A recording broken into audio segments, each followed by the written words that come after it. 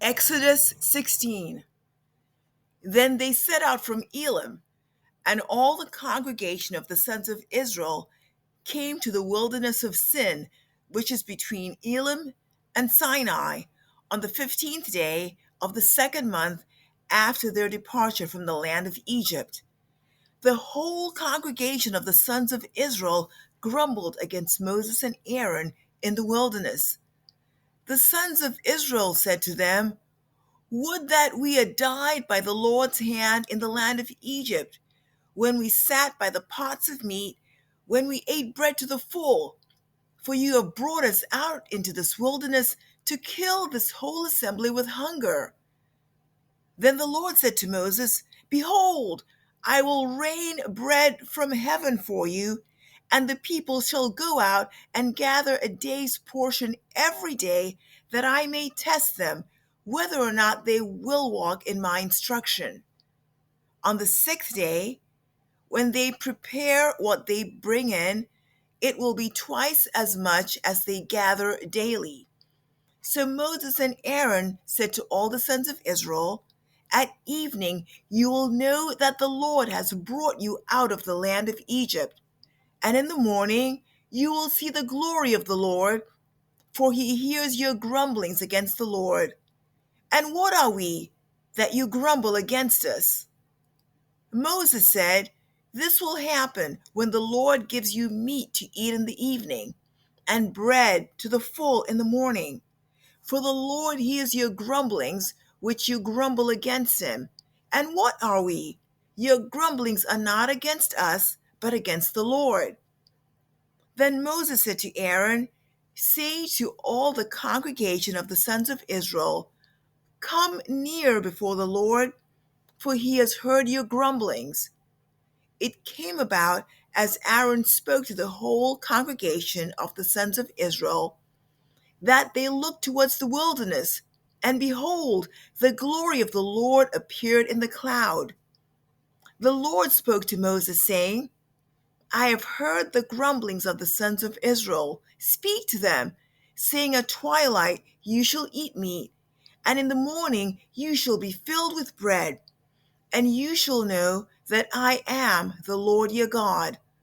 So it came about at evening that the quails came up and covered the camp, and in the morning there was a layer of dew around the camp. When the layer of dew evaporated, behold, on the surface of the wilderness there was a fine flake-like thing, fine as the frost on the ground. When the sons of Israel saw it, they said to one another, "What is it?" For they did not know what it was. And Moses said to them, "It is the bread which the Lord has given you to eat. This is what the Lord has commanded. Gather of it every man as much as he should eat. You shall take an omer apiece, according to the number of persons each of you has in his tent." The sons of Israel did so, and some gathered much, and some little. When they measured it with an omer, he who had gathered much had no excess, and he who had gathered little had no lack. Every man gathered as much as he should eat. Moses said to them, "Let no man leave any of it until morning." But they did not listen to Moses, and some left part of it until morning, and it bred worms and became foul. And Moses was angry with them. They gathered it morning by morning, every man as much as he should eat. But when the sun grew hot, it would melt. Now on the sixth day, they gathered twice as much bread, 2 omers for each one.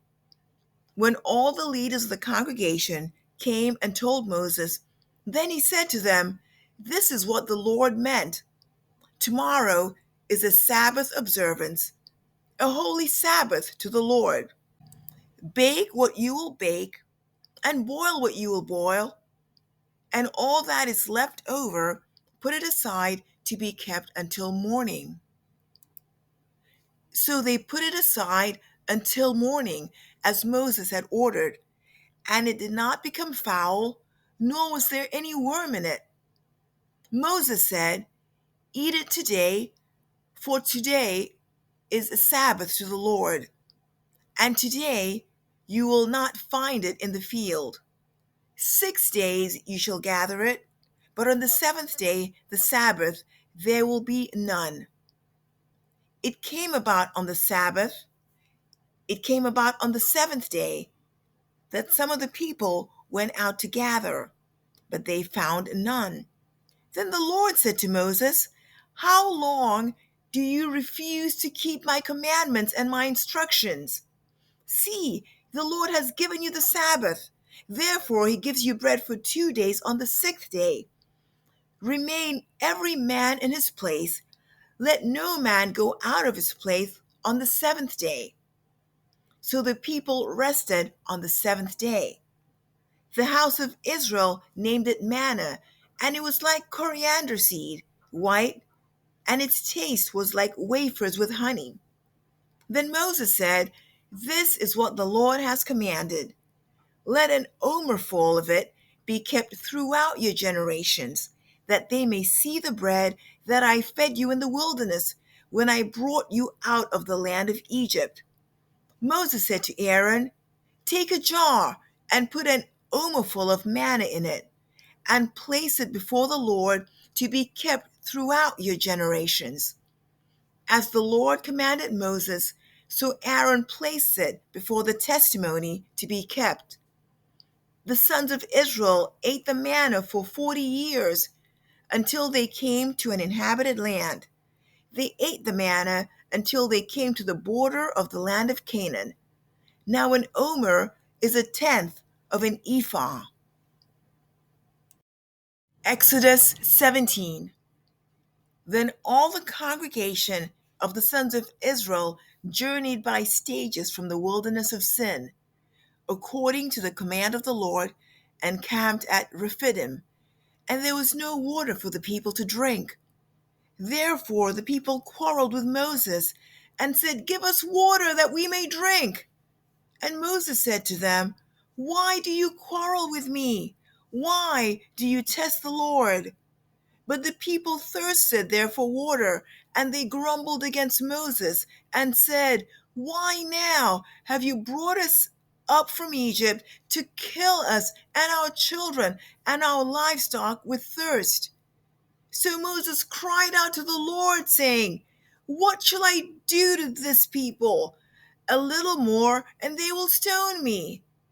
Then the Lord said to Moses, "Pass before the people, and take with you some of the elders of Israel, and take in your hand your staff with which you struck the Nile, and go. Behold, I will stand before you on the rock at Horeb, and you shall strike the rock, and water will come out of it, that the people may drink." And Moses did so in the sight of the elders of Israel. He named the place Massah and Meribah, because of the quarrel of the sons of Israel, and because they tested the Lord, saying, "Is the Lord among us or not?"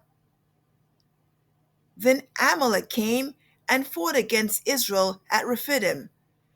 So Moses said to Joshua, "Choose men for us and go out, fight against Amalek.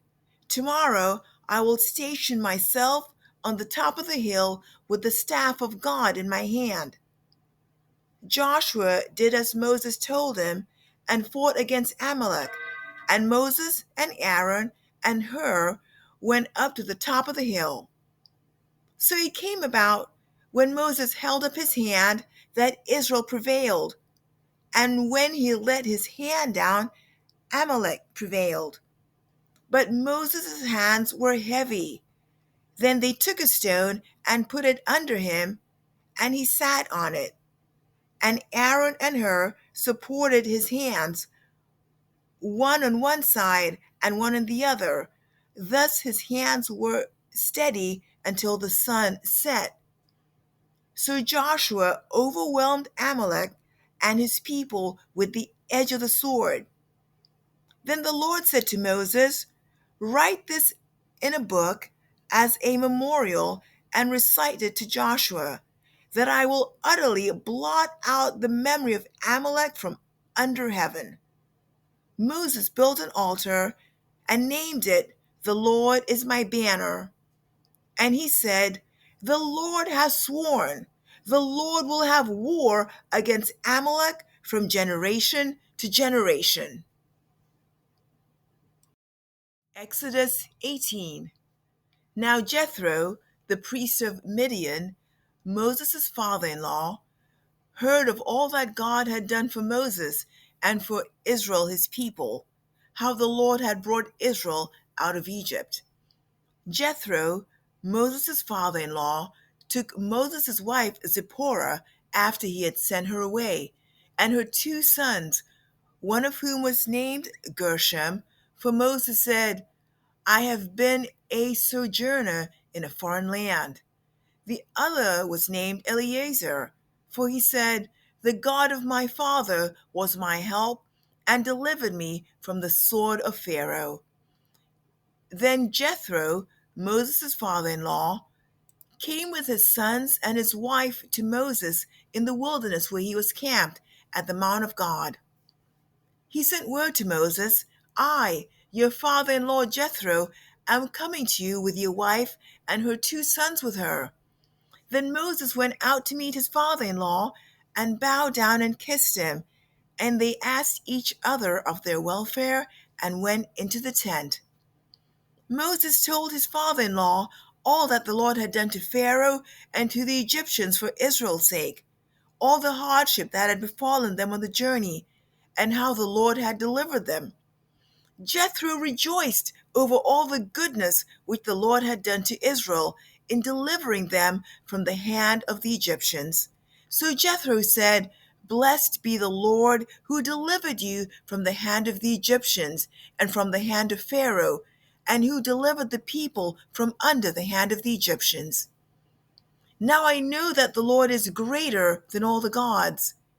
Indeed, it was proven when they dealt proudly against the people."